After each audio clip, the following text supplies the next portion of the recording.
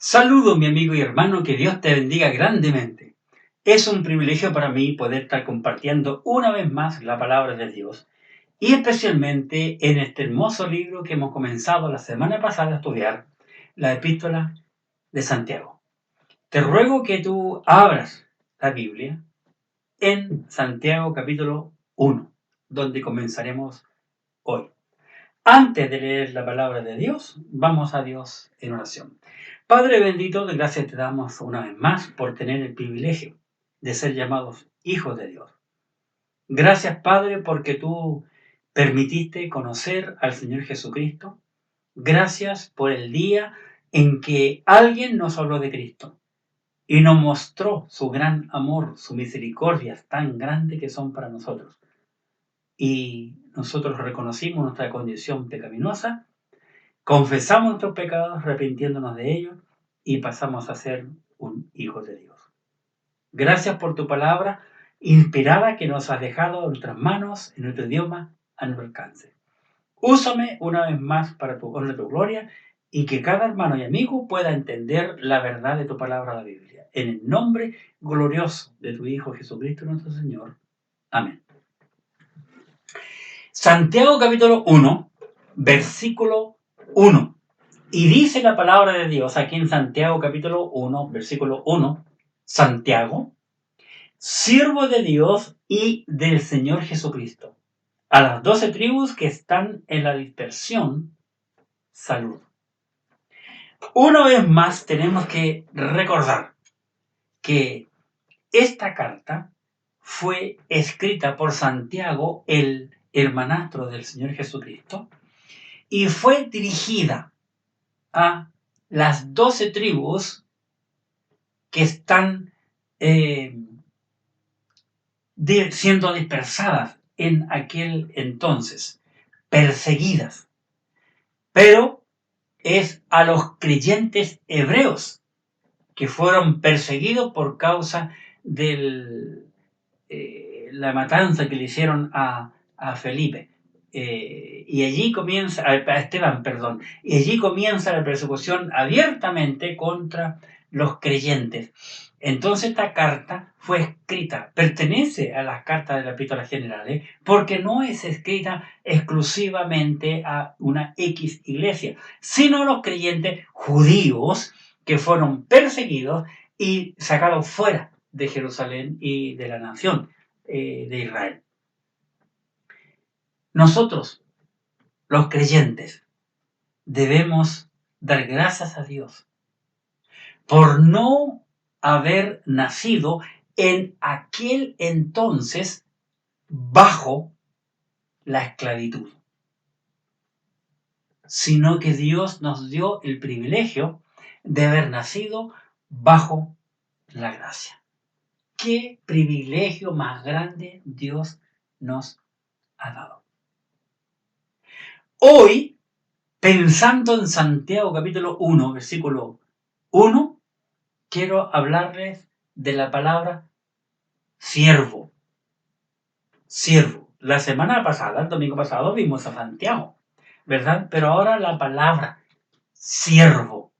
Y le he llamado al mensaje para hoy el siervo y la esclavitud. Ese es el tema para hoy. El siervo y la esclavitud.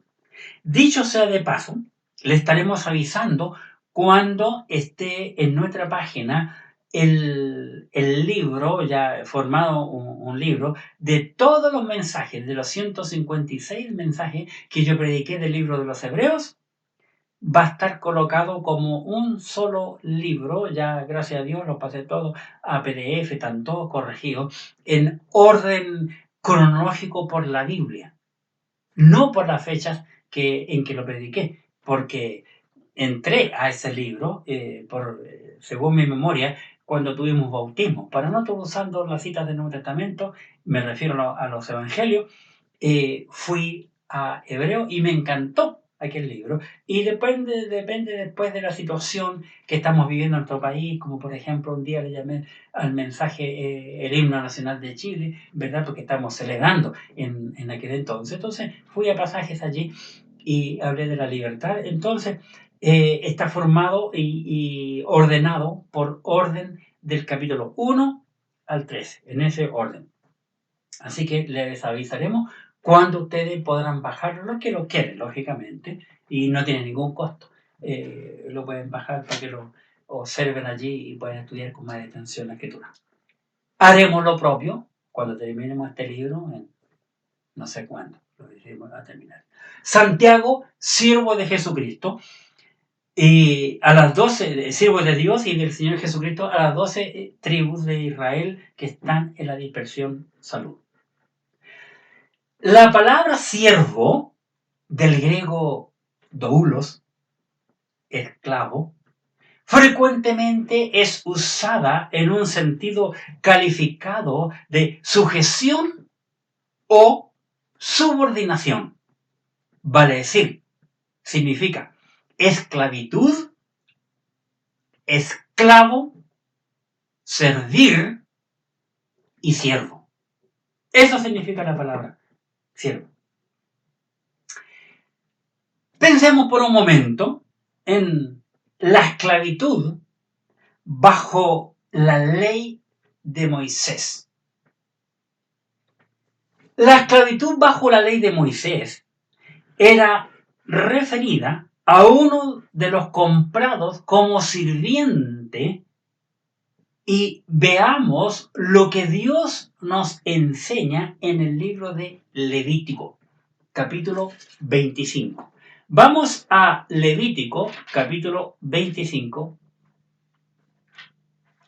¿Y qué nos dice la escritura aquí, en Levítico 25, acerca de la esclavitud? Levítico capítulo 25, versículos 42 y 43. Veamos. Porque son mis siervos, los cuales saqué yo de la tierra de Egipto. No serán vendidos a manera de esclavos. No te enseñorearás de él con dureza, sino tendrás temor de tu Dios. Qué impresionante lo que la ley dice conforme a los esclavos. Vale decir, aquí vemos el Espíritu de Dios protegiendo y bendiciendo al esclavo. Qué interesante. Dice el 43, Levítico 25, 43. Observa una vez más. No te enseñoreará de él con dureza, sino tendrás temor de tu Dios. Qué maravilloso. Esta esclavitud era tenida con los pobres a causa de las deudas que el hombre no podía pagar. Vale decir, cuando el hombre asumía deuda hacia otro, si no tenía dinero para pagar, tenía que ser su esclavo. Vamos al libro de Éxodo, capítulo 22. ¿Qué nos dice la escritura? La ley en Éxodo, capítulo 22, versículo 3. Éxodo, capítulo 22, versículo 2 y 3. Éxodo 22, 2 y 3. Si el ladrón fuere hallado forzando una casa y fuere herido y muriere, el que lo hirió no será culpado de muerte. Qué interesante, ¿no? Si esta ley estuviese en nuestra Constitución, qué diferente sería. 3. Pero si fuere de día, el autor de la muerte será reo de homicidio. El ladrón hará completa restitución. Si no tuviere con qué pagar, será vendido por su hurto. Será un esclavo hasta pagar el total de lo que robó. Qué interesante. Lo que la ley decía en cuanto, la ley judía, lógicamente, en cuanto a los esclavos. Ahora pensemos por un momento la esclavitud en el Imperio Romano. Porque tenemos que entender que todo el Nuevo Testamento, Mateo, Lucas, Juan, Hechos, Romanos, Corintios y en adelante, muchos de ellos estaban bajo el tiempo del Imperio Romano. Así que tenemos que tener un vistazo, un breve conocimiento de cómo fue la esclavitud bajo el Imperio Romano. Primero, el carácter y extensión de la esclavitud. En el primer siglo de la vida humana, ciertamente, la vida humana ciertamente se cotizaba muy bajo. Porque se ha estimado que la mitad de la población del Imperio Romano, que estamos hablando, o cerca de 60 millones de gentiles, eran esclavos. La mitad del imperio de aquel entonces eran esclavos.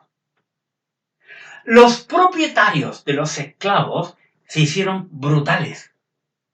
Y los esclavos mismos no tenían esperanza ninguna, pues muchos de ellos estaban corrompidos.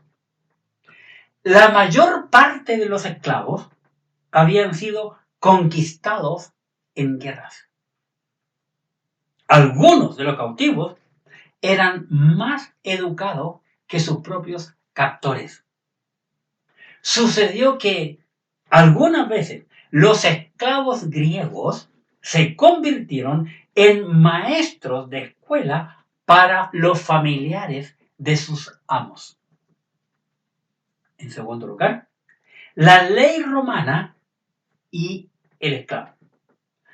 Bajo la ley romana, el esclavo no tenía ningún derecho o tal protección como la que se disfrutaba bajo la ley hebrea.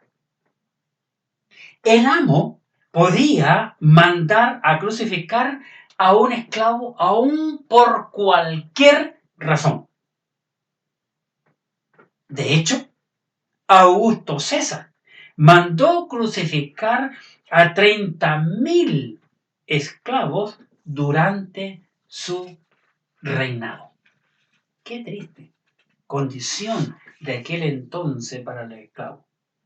Un esclavo que robaba podía ser marcado en la cara por su amo con las letras C y F, que representaban las palabras cave furen, que querían decir he aquí al ladrón.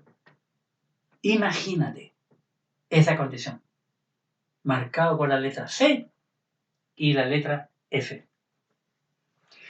En el caso de esclavos que se escapaban, si eran aprehendidos, su amo podía marcarles, aumentar la labor de costumbre o podían mandarlo a matar si así él lo deseaba. La ley permitía ser reinstalado con misericordia por la intercesión de un amigo especial del amo. Esto lo vemos en la ley mosaica. Por ejemplo, el apóstol Pablo era amigo de Filemón y fue quien intercedió a favor de su esclavo Onésimo, que se había escapado. Quiero invitarte a mirar esa hermosa carta cortita llamada Filemón, que se encuentra inmediatamente antes de Hebreos. Filemón. Inmediatamente antes de Hebreos encontramos la carta de Pablo a Filemón. Y te invito, te voy a contar la historia. Filemón tenía, entre otros, un esclavo llamado Onésimo. Y este Onésimo le robó a su amo Filemón y escapó. Pero la ley lo encontró y fue encarcelado en Roma. Pablo, estando en la cárcel, le predicó el Evangelio y Onésimo se convirtió a Cristo. Pagó su deuda y quedó libre. Pablo entonces aprovecha de escribirle una carta al amo de Onésimo llamado Filemón y la envía con el propio Filemón. Imagínate, el ladrón tiene que llevar la carta a su amo a quien le había robado. Pero Pablo, sin duda, que ya había hablado con este Onésimo y ha explicado muchas cosas interesantes. No sé si Onésimo sabía o no leer. Pero lo interesante lo encontramos aquí en esta breve carta que tú puedes leer en tu casa muchas veces con detención para ver qué hermosura hay aquí. Filemón, quiero invitarte a mirar desde el versículo 4. Escribe Pablo al amo de Onésimo, llamado Filemón. Doy gracias a mi Dios, haciendo siempre memoria de ti en mis oraciones. Porque oigo del amor y de la fe que tienes hacia el Señor Jesús y para con todos los santos, para que la participación de tu fe sea eficaz en el conocimiento de todo el bien que está en vosotros por Cristo Jesús. Pues tenemos gran gozo y consolación en tu amor, porque por ti, oh hermano, han sido confortados los corazones de los santos. Por lo cual, aunque tengo mucha libertad en Cristo para mandarte lo que conviene, más bien te ruego por amor, siendo como soy, Pablo ya anciano, y ahora además prisionero de Jesucristo. Te ruego por mi hijo Onésimo, a quien engendré en mis prisiones. Va a decir que Pablo le habló de Cristo, hasta Onésimo se convirtió. El cual en otro tiempo te fue inútil, pero ahora a ti y a mí nos es útil, el cual vuelvo a enviarte. Tú, pues, recíbele como a mí mismo. Qué impresionante. Dicho sea de paso, la palabra onésimo significa útil. Qué interesante. Eso significa onésimo, útil. El cual, versículo 12, vuelvo a enviarte, tú pues recíbele como a mí mismo. Yo quisiera retenerle conmigo, para que en lugar tuyo me sirviese mis prisiones por el Evangelio. Pero nada quise hacer sin tu consentimiento, para que tu favor no fuese como de necesidad, sino voluntario. Recordemos que Onésimo es esclavo de Filemón. Porque quizá para esto se apartó de ti por algún tiempo, para que le recibieses para siempre. No ya como esclavo, sino más que esclavo, como hermano amado, mayormente para mí, pero cuanto más para ti, tanto en la carne como en el Señor. Qué impresionante esta carta. Pablo le envía esta carta con su propio siervo que le había robado y Pablo le explica cómo debía de recibirle ahora que es un hijo de Dios. La epístola de Filemón es, como vemos aquí abiertamente, el ruego de Pablo a su amigo por favor de un esclavo convertido. Pablo intercede aquí, como era la cultura hebraica. Sin duda, Filemón dio a Onésimo la libertad después de recibir esta carta escrita por Pablo a Filemón, por el contenido que vemos. Un día vamos a llegar a ver este Filemón y nos vamos a sorprender de la calidad de hombre que fuera Filemón. En tercer lugar, en cuanto a la ley romana, vemos la actitud de los apóstoles hacia la esclavitud en el Imperio Romano. Los apóstoles no trataron de quitar este mal tan terrible inmediatamente, lo cual hubiese sido una tarea sin esperanza. Y tal pretensión habría sido sin duda aplastada por la mano de hierro del Imperio Romano. Por lo tanto, ellos, vale decir, los apóstoles, se dedicaron a predicar los principios cristianos y compartir el evangelio de la liberación del pecado, de tal manera que el resultado llegara a ser la abolición de la esclavitud humana a través del poder conquistador del Señor Jesucristo.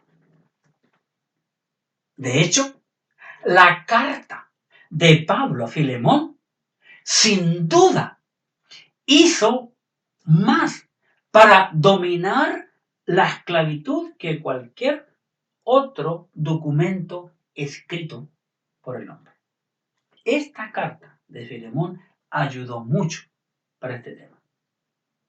En cuarto lugar, en cuanto a la esclavitud bajo el Imperio Romano, el uso en el Nuevo Testamento de la palabra esclavo con relación a Cristo. Al ver cómo eran tratados los esclavos con frecuencia en el primer siglo, es interesante que los apóstoles una y otra vez se llamaron a sí mismos siervos de Cristo. Va a decir, esclavos de Jesucristo. Veamos algunos apóstoles que se refirieron a sí mismos como siervos. Lógicamente y sin duda, vamos primero a Pablo. En Romanos capítulo 1, versículo 1. Romanos capítulo 1, versículo 1. Aquí el apóstol Pablo dice, Pablo, siervo de Jesucristo. ¡Qué impresionante! Pablo, siervo de Jesucristo. Otro pasaje. Vayamos por favor a Filipenses. Filipenses, capítulo 1, versículo 1. Pablo y Timoteo, siervos de Jesucristo. Filipenses 1:1. Y otro versículo. Tito, capítulo 1, versículo 1. Tito 1:1. Pablo, siervo de Dios y apóstol de Jesucristo. Qué interesante. En 3 ocasiones, en 3 diferentes epístolas, el apóstol Pablo se considera a sí mismo siervo de Jesucristo. ¿Eres tú también? ¿Te consideras un siervo de Jesucristo, al igual que Pablo? De hecho, nuestra vida ha de ser un siervo. Hemos sido salvados y llamados para servir al Señor Jesucristo en nuestra vida.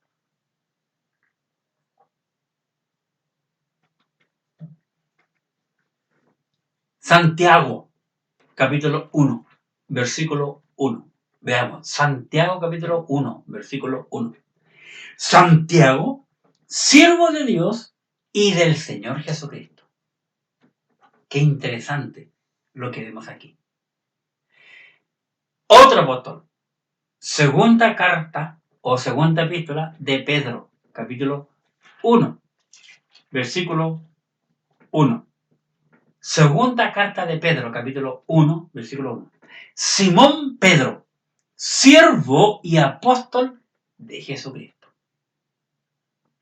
Y Judas, capítulo o versículo 1, inmediatamente antes de Apocalipsis, Judas 1. Judas, siervo de Jesucristo.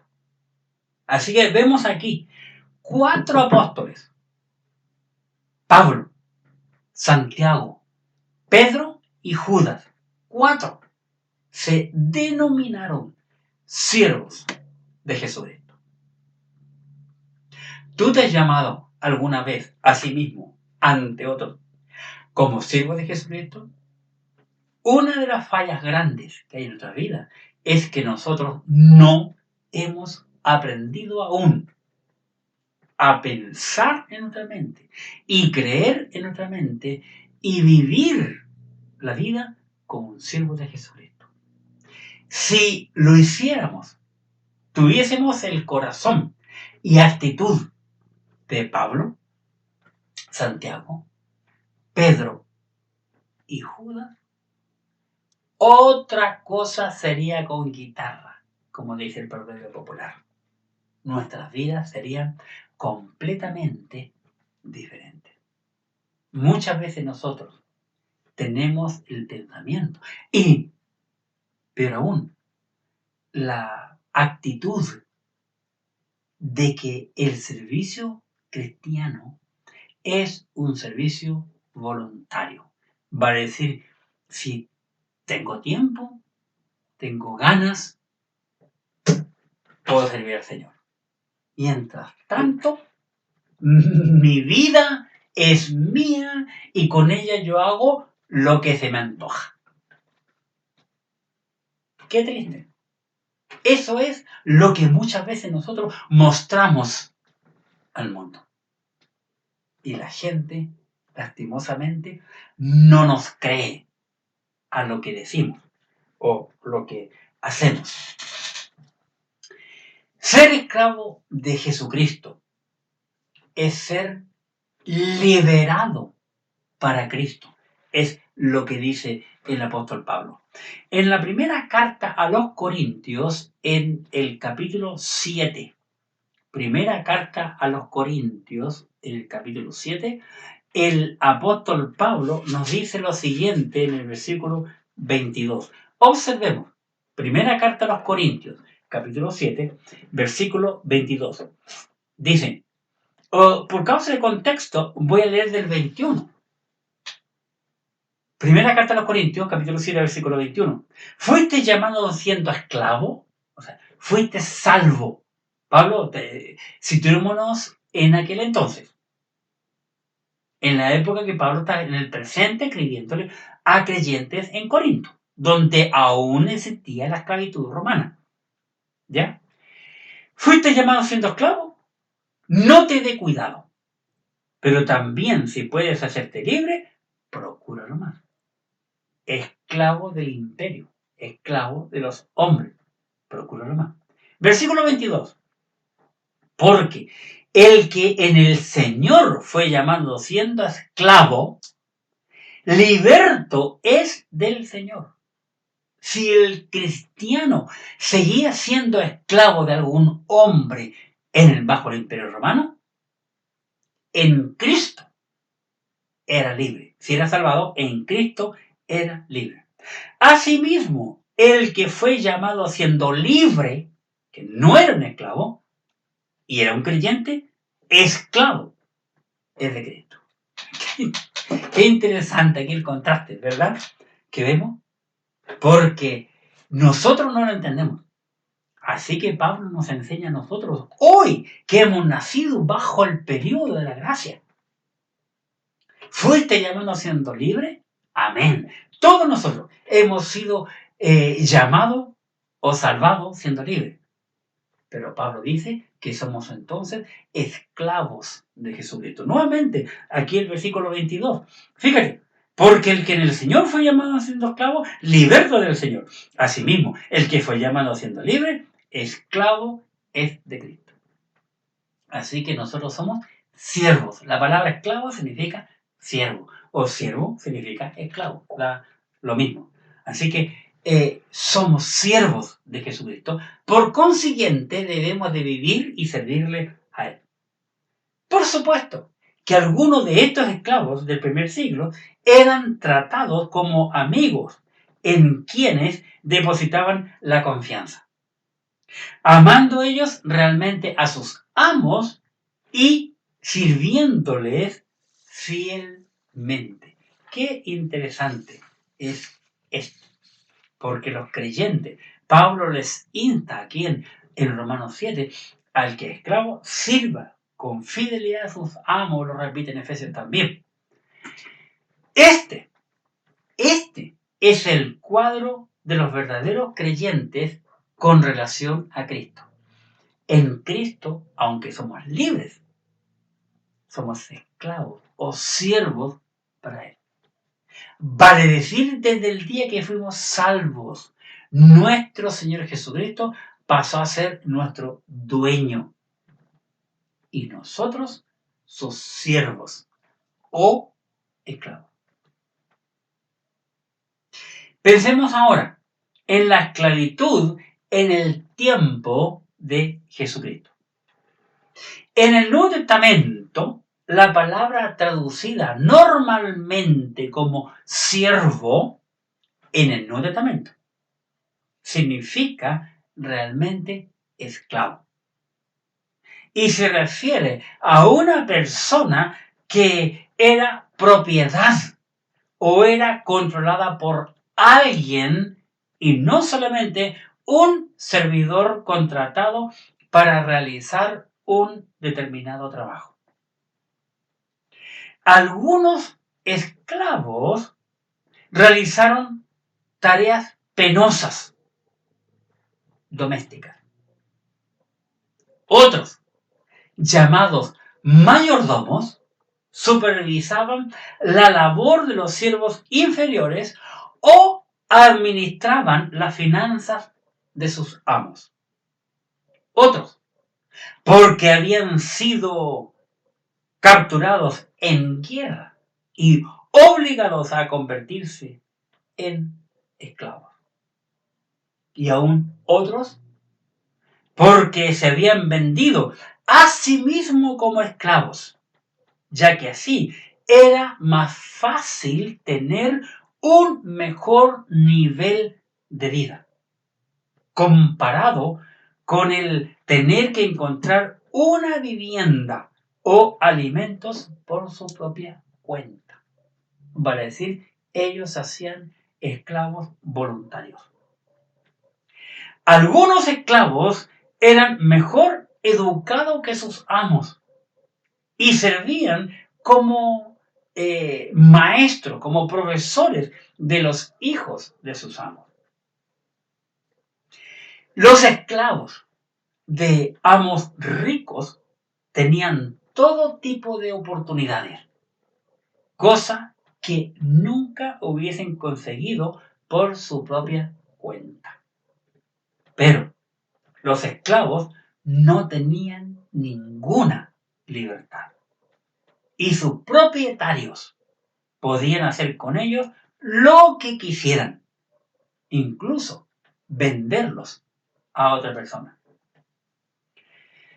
Después que los esclavos alcanzaban la mayoría de edad, esto es, a los 30 años, muchos se convertían en hombres libres, que seguían colaborando con sus antiguos amos y sus familias.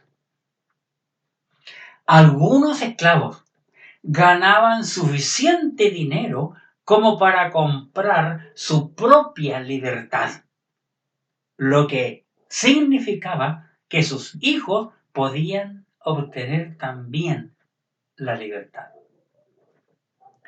Pero, según la ley mosaica, me refiero a la ley de Moisés, al esclavo voluntario, el que quería seguir con sus amos porque tenía una buena vida, tenía un buen techo, buen abrigo, buena comida, buen trato, la ley a este esclavo voluntario le hacía horadar, va a decir perforar el lóbulo de su oreja, y ese hoyito que tenía aquí en la oreja significaba al resto de la persona que él era un esclavo voluntario, ya había cumplido su periodo de trabajo y libertad. Vamos por favor al libro de Éxodo y el capítulo 21. Éxodo capítulo 21. Muy interesante, la ley, siempre protegiendo al ser humano. En Éxodo 21, leamos por favor desde el versículo 1. Dice, estas son las leyes que les pondrás, diciéndolo Dios a Moisés para que escriba y Moisés la transmita al pueblo hebreo. 21.2, Éxodo 21.2. Si comprares siervo hebreo, 6 años servirá, mas al 7º año saldrá libre de balde. Si entró solo, solo saldrá. Si tenía mujer, saldrá él y su mujer con él. Si su amo le hubiere dado mujer y ella le diere hijos o hijas, la mujer y sus hijos serán de su amo y él saldrá solo. Y si el siervo dijere, yo amo a mi señor y a mi mujer y a mis hijos, no saldré libre. Entonces su amo lo llevará ante los jueces y le hará estar junto a la puerta o al poste, y su amo le horadará la oreja con lesna, y será su siervo para siempre. Qué interesante. Un siervo o un esclavo voluntario. Lo mismo vemos nosotros en la repetición de la ley en Deuteronomio, capítulo 15, versículo 17, al renuevo de los judíos nuevos que nacieron en el desierto, que no habían escuchado a Éxodo. Moisés les repite lo mismo. Bien, hasta aquí hemos visto tan solo la introducción al mensaje de hoy, el siervo y la esclavitud. Así es denominado este mensaje, el siervo y la esclavitud. El siervo, en primer lugar, de Jesucristo. El siervo de Jesucristo. La Biblia a nosotros, como siervos de Jesucristo, nos muestra, pues, somos uno en Él. Como siervos de Jesucristo, pues somos uno en Él. Vale decir, uno en Cristo. Vayamos por favor al libro de Gálatas, capítulo 3, versículos 27 y 28. Gálatas, capítulo 3. Gálatas 3, versículos 27 y 28. Observemos aquí lo que el apóstol Pablo nos dice en Gálatas 3, 27. Porque todos los que habéis sido bautizados en Cristo, de Cristo estáis revestidos. Ya no hay judío ni griego, no hay esclavo ni libre, no hay varón ni mujer, porque todos vosotros sois uno en Cristo Jesús. Así que en la iglesia de Jesucristo no hay esclavo ni hay libre. Somos uno en Cristo. Somos iguales. Por consiguiente, no hemos de hacer acepción de persona porque Dios no la hace. Abiertamente lo vemos aquí en la Escritura. ¿Por qué? Porque siervos de Cristo, pues somos uno en Él, pues somos sus siervos. Todos somos siervos. ¿Para qué? Te preguntarás tú. Para servir al Señor de buena voluntad. Sí, me oíste bien. Somos siervos de Jesucristo para servirle a Él de buena voluntad. Vamos al libro de Efesios, por favor. el siguiente libro. ¿Cómo ha de ser nuestro servicio al Señor en Efesios capítulo 6, versículos 5 al 8, conforme a lo que Pablo, inspirado por el Espíritu Santo, nos escribió? Efesios 6, versículos 5 al 8.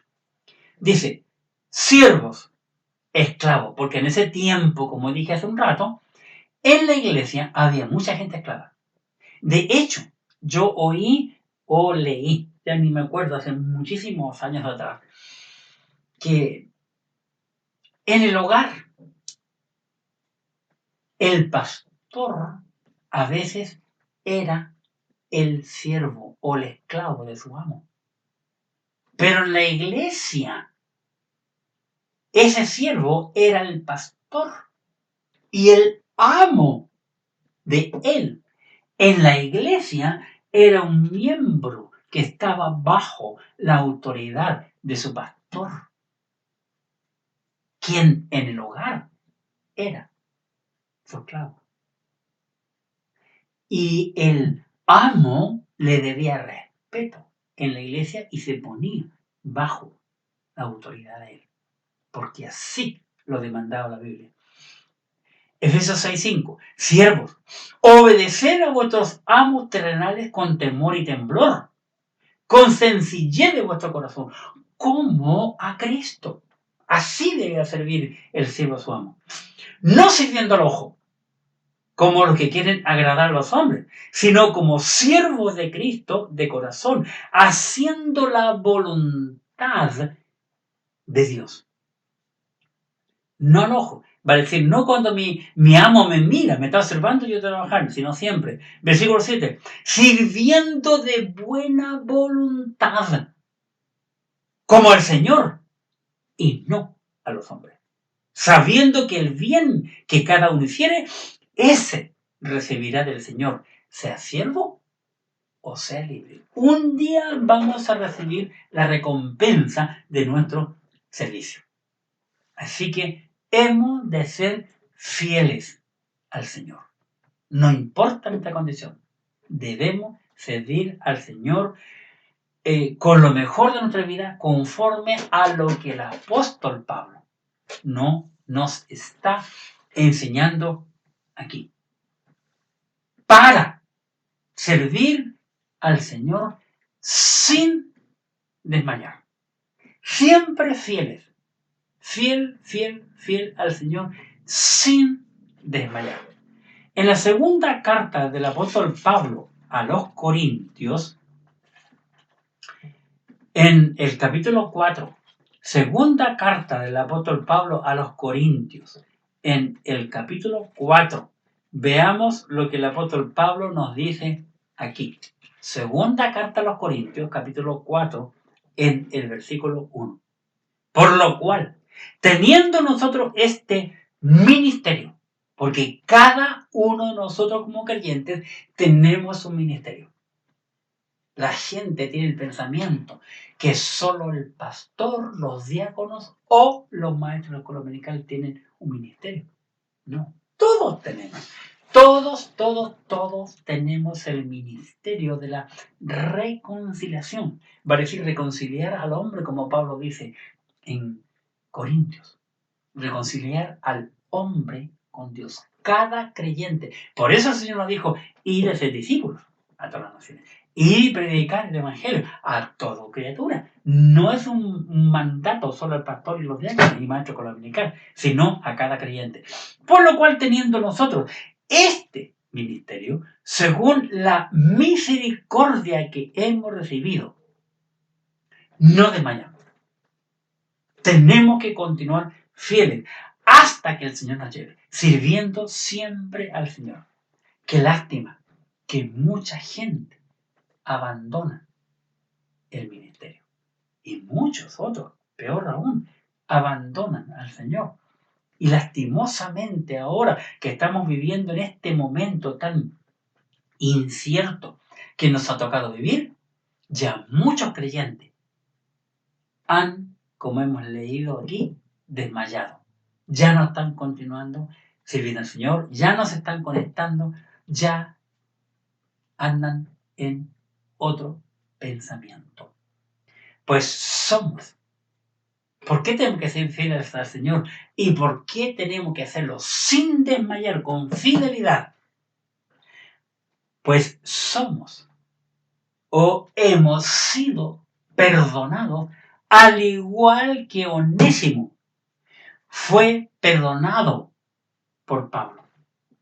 Volvamos a esa hermosa epístola de Filemón, inmediatamente antes de Hebreos. Filemón, vayamos ahí. Muy interesante esta hermosa carta. En Filemón, por favor, versículo 15. Filemón 15. Dice, Filemón 15, porque quizá para esto se apartó de ti por algún tiempo, para que recibieseis para siempre. No ya como esclavo, sino más bien no ya como esclavo, sino como más que esclavo, como hermano amado, mayormente para mí, pero cuánto más para ti, tanto en la carne como en el Señor. Fíjate que Pablo le dice a Filemón que le reciba con amor a su esclavo. Lógicamente que le perdone por todo el robo que le hizo, ¿verdad? Pero que lo ame ahora, lo ame como hermano, porque se ha convertido a Cristo. Ahora es un hijo de Dios y es hermano de Filemón. Hermano en Cristo, hermano de Pablo también. Qué interesante lo que dice el apóstol Pablo. Versículo 17. Veamos, por favor, qué dice aquí en el versículo 17. Así que, continúa Pablo escribiéndole a Filemón, si me tiene por compañero, Pablo dice, si tú, Filemón, me tienes a mí como compañero, recibidle como a mí mismo. Si en algo te dañó o te debe, ponlo a mi cuenta. Yo, Pablo, lo escribo de mi propia mano. Yo lo pagaré, por no decirte que aún tú mismo te me debes también. Tú me debes a mí. La predicación del Evangelio. Diga, perdónale. Trátalo como a mí mismo. 20. Sí, hermano Cristo. Sí, mi hermano Filemón. Tenga yo algún provecho de ti en el Señor. Conforta mi corazón en el Señor. Haz lo que te digo y conforta mi corazón con mi petición, lo que Pablo está diciendo. Te he escrito confiando en tu obediencia, sabiendo que harás aún más de lo que te digo. Pablo conocía el corazón de Filemón y sin duda Pablo sabía que su amigo y hermano en Cristo Filemón le iba a dar la libertad para siempre a este esclavo. Somos perdonados por Cristo, al igual que este hombre, Onésimo, fue perdonado por su amo. Dios nos perdonó y llevó al mar, tiró todo al mar, todos nuestros pecados y los olvidó para siempre. Así que hemos visto, el tema de hoy es siervo, el siervo y la esclavitud.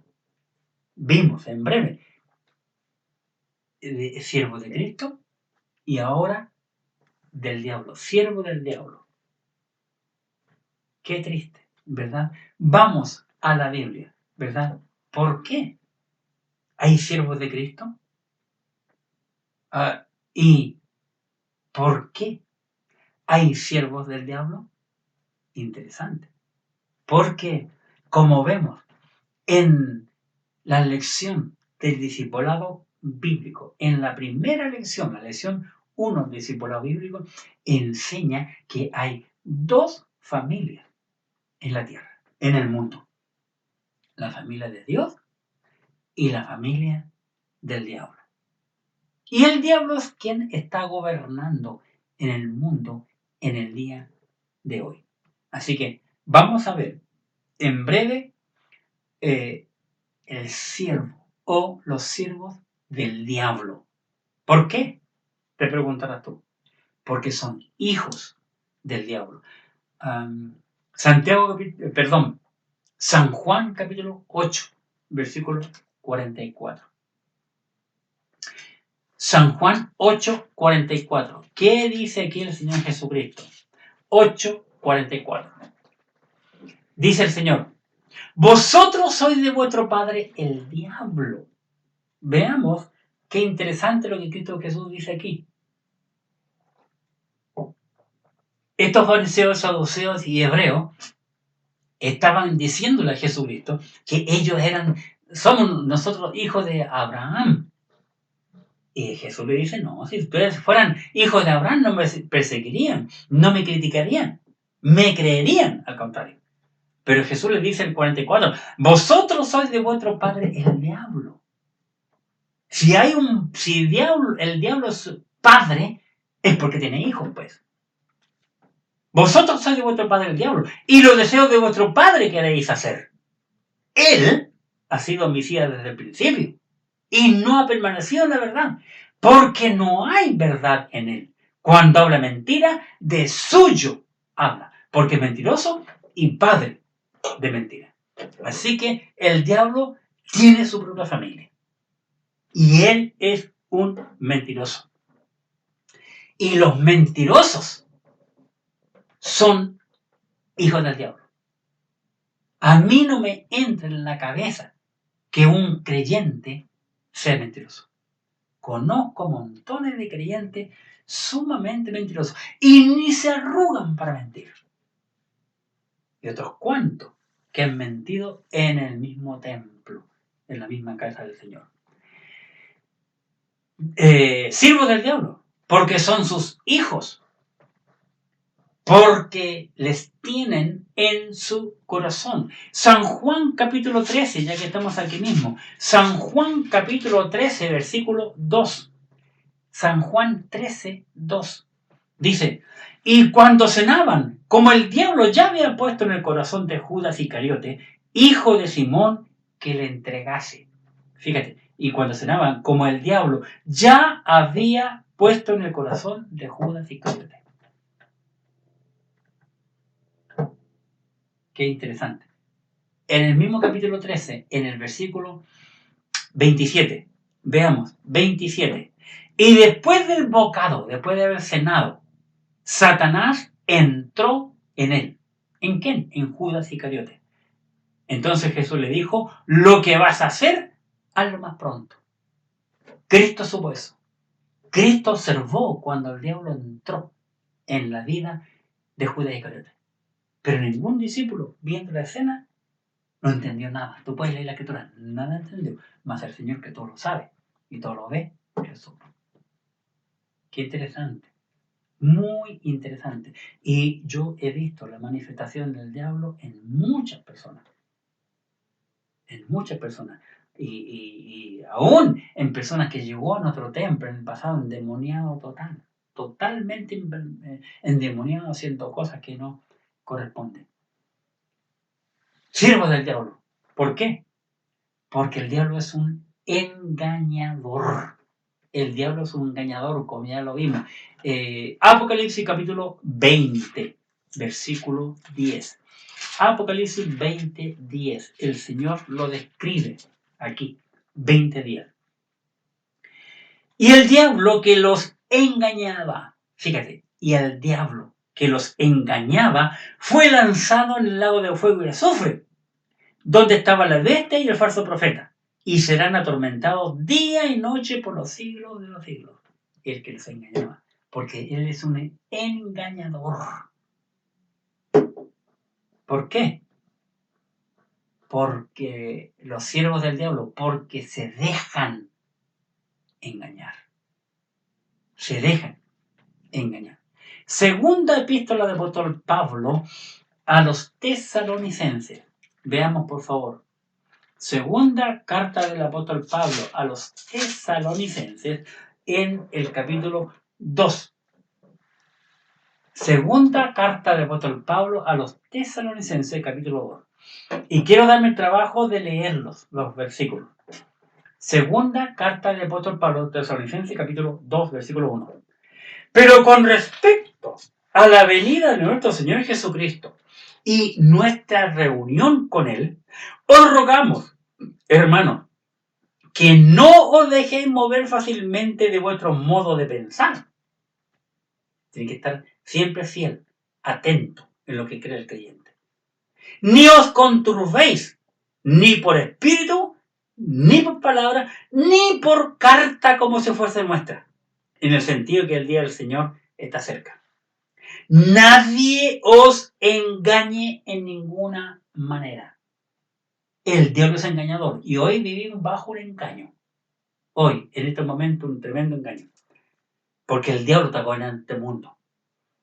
Versículo 3. Nadie os engaña de ninguna manera, porque no vendrá sin que antes venga la apostasía y se manifieste el hombre de pecado, el hijo de perdición, el cual se opone y se levanta contra todo lo que se llama Dios, o es objeto de culto, tanto que se sienta en el templo de Dios como Dios, haciéndose pasar por Dios. ¿No os acordáis de cuando yo estaba todavía con vosotros, os decía esto? Y ahora vosotros sabéis lo que lo detiene, a fin de que a su debido tiempo se manifieste. Porque ya está en acción el misterio de la iniquidad, solo que hay quien al presente lo detiene, hasta que él a su vez se ha quitado de en medio. Y entonces se manifestará aquel inicuo, a quien el Señor matará con el espíritu de su boca, y se destruirá con el resplandor de su venida. Inicuo, cuyo advenimiento es por obra de Satanás, con gran poder y señales y prodigios mentirosos, y con todo engaño de iniquidad para los que se pierden, por cuanto no recibieron el amor de la verdad para ser salvos. Por esto Dios les envía poder engañoso, para que crean la mentira, a fin de que sean condenados todos los que no creyeron la verdad, sino que se complacieron en la injusticia. Pero nosotros debemos dar siempre gracias a Dios con respecto a vosotros, hermanos amados por el Señor, de que Dios os haya cogido desde el principio para salvación, mediante la santificación por el Espíritu y la fe en la verdad. Así que vemos aquí un engaño, mentira, y vemos una verdad, un contraste. El diablo es engañoso, Cristo es la verdad. Y este inicuo no será manifiesto hasta que el Espíritu Santo el que detiene, que venga ese Espíritu. Pero cuando el Espíritu Santo sea sacado, la iglesia sea sacada, allí vendrá. Muchos se dejan engañar. Conclusión, para no ser tan largo este mensaje hoy. Conclusión. El mejor siervo que yo veo en la Escritura, el mejor siervo que yo veo en la Escritura es el Señor Jesucristo. Si tienes tu Biblia, te invito a ir al libro de Marcos, capítulo 10. Evangelio según San Marcos, capítulo 10, por favor, en tu Biblia. Y veamos a qué vino el Señor Jesucristo a este mundo. Marcos, capítulo 10, versículo 45. Porque el Hijo del Hombre, un título que le dio al Señor Jesucristo Daniel en su libro. Porque el Hijo del Hombre no vino para ser servido, sino para servir y para dar su vida en rescate de muchos. Él nos dejó el ejemplo. Lucas, capítulo 22. Lucas, capítulo 22. Y en el versículo 27. 22, 27. Aquí hablando el Señor Jesucristo a sus discípulos, les hace una pregunta. Y dice, 22, 27 de Lucas. Porque, ¿cuál es mayor? ¿El que se sienta a la mesa o el que sirve? ¿Quién es el mayor? Lógicamente el que se sienta, pues. Porque el que sirve es el esclavo, el siervo. Pregunta el Señor, ¿no es el que se sienta a la mesa el mayor? Claro, lógico, sin duda, correcto. Dice, mas yo, dice el Señor Jesucristo, mas yo estoy entre vosotros como el que sirve. ¡Qué impresionante! Como Él se pone de ejemplo para ti y para mí. Con justa razón y con muy justa razón. El apóstol Pedro dice en su libro, en su carta, Él nos dejó su pisada para que sigamos sus pisadas nosotros hoy. Otro ejemplo, lo encontramos en el lindo capítulo 13 de San Juan. San Juan 13. Veamos aquí, en Juan capítulo 13. El Señor Jesucristo se puso como ejemplo. San Juan 13, versículo 2. Y cuando cenaban, como el diablo ya había puesto en el corazón de Judas Iscariote, hijo de Simón, que le entregase, sabiendo Jesús que el Padre le había dado todas las cosas en las manos y que había salido de Dios y a Dios iba, se levantó de la cena. El Señor Jesucristo, observa, se levantó de la cena y se quitó su manto y tomando una toalla se la ciñó. Luego puso agua en el lebrillo y comenzó a lavar los pies de los discípulos y a enjugarlos con la toalla con que estaba ceñido. Versículo 6. Entonces vino Simón Pedro y Pedro le dijo, Señor, ¿tú me lavas los pies? ¡Qué impresionante! Pedrito el apóstol, ¿verdad? Quedó impresionado que el Señor Jesucristo viniera a lavar los pies a él primero. Yo creo que Pedro quitaba los pies de aquel levillo. Porque ese era el trabajo del siervo del hogar, del esclavo del hogar. Y el Señor Jesucristo se rebajó a sí mismo, tal y cual Pablo nos dice en Filipenses 2, tomando forma de siervo, hecho semejante a los hombres, y estando en la condición de hombre, se humilló a sí mismo, tomando la forma de siervo. Entonces, vemos allí la actitud de Cristo. Nosotros hoy, para concluir, debemos, hermanos, debemos de servir al Señor Jesucristo. San Juan, capítulo 12, versículo 26. San Juan 12, 26. Si alguno me sirve, Jesucristo está diciendo, si alguno me sirve, si alguno me quiere servir, es lo que está diciendo el Señor Jesucristo, sígame. Y donde yo estuviere, allí estará mi servidor. Si alguno me sirviere, mi Padre le honrará. Qué triste es ver hoy que hay muchos creyentes que no están siguiendo a Jesucristo como el pastor. Jesucristo es nuestro pastor. No están siguiéndole. No están yendo tras Cristo. Están haciendo su propia voluntad y muchas veces haciendo la voluntad del diablo. ¿Cuál es tu actitud como creyente? ¿De quién eres siervo? Es la pregunta clave. ¿Eres siervo de Cristo o eres siervo del diablo? ¿Qué es lo que tu vida está mostrando al mundo?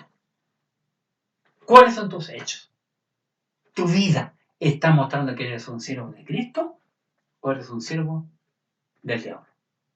La respuesta es tuya. Que Dios te bendiga, mi amigo hermano.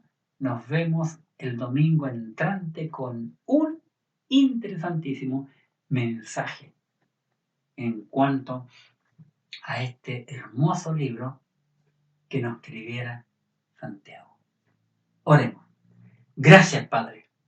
Gracias porque tú nos has enseñado hoy el siervo y la esclavitud.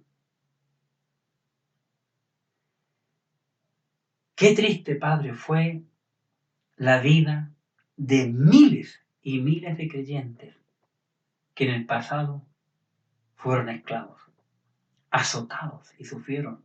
Miles de creyentes murieron en el circo romano comido por los leones, en la hoguera, perseguidos, Padre, por su fe, muertos, su sangre derramada, empalizados, torturados, crucificados, un sinfín de cosas, Padre.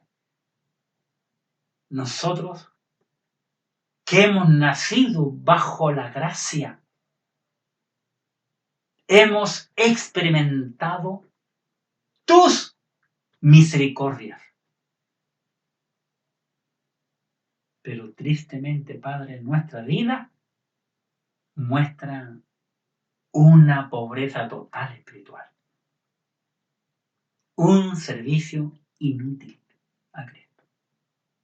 Perdona, Padre, nuestra indiferencia, nuestra flojera, nuestra carnalidad, nuestra dejación, porque no te hemos sido fieles. Ten misericordia de nosotros, Padre. Y te ruego por tantos creyentes que en este momento vienen a mi mente y que pastores amigos me han contado que en este tiempo de este virus muchos no te están sirviendo. Te ruego, Padre, que tú los traigas a ti con cuerdas de amor, que busquen tu rostro y que te sirvan de corazón. Tráelos a ti, Padre Santo, para tu honra y tu gloria, antes que sea demasiado tarde. Te pido, Padre, por los perdidos, porque llegará el momento que no contaremos con la libertad de predicar tu palabra, ni con tener tu palabra en nuestras manos y abrirla abiertamente como lo hemos hecho hoy. Tu bendición sea sobre cada oyente, Padre. En el nombre maravilloso de Jesús, tu Hijo. Amén.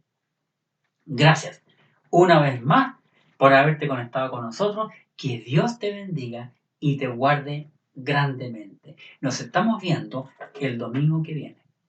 Bendiciones.